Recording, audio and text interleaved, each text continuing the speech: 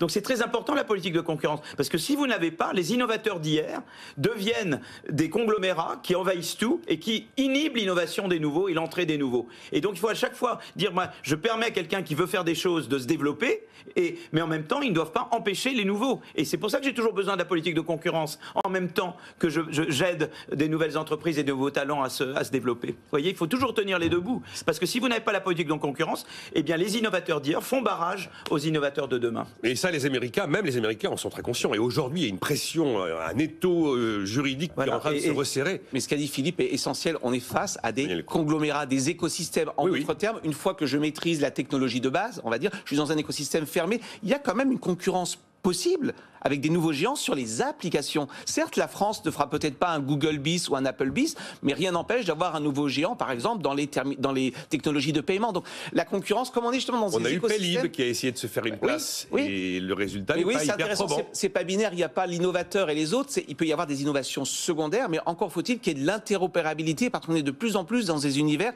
de conglomérats, de technologies fermées. En clair, vous avez le choix ex ante entre Android et iOS, entre Apple et, on va dire, Samsung, mais une fois que vous êtes rentré dans un univers, vous êtes un petit peu loqué. Et donc, l'enjeu, c'est la concurrence sur tous les produits qui sont en quelque sorte secondaires, qui gravitent autour de ce produit principal, les applications. Et là, il y a de la concurrence possible dans les applications. Oui, c'est l'objectif du DMA. Le DMA, s'il était actuellement opérationnel, ce sera le cas en 2023, imposerait aujourd'hui à Apple de permettre à tous les développeurs d'applications d'accéder aux fonctionnalités auxiliaires du smartphone, dont la fameuse puce NFC, pour permettre justement l'existence de solutions alternatives.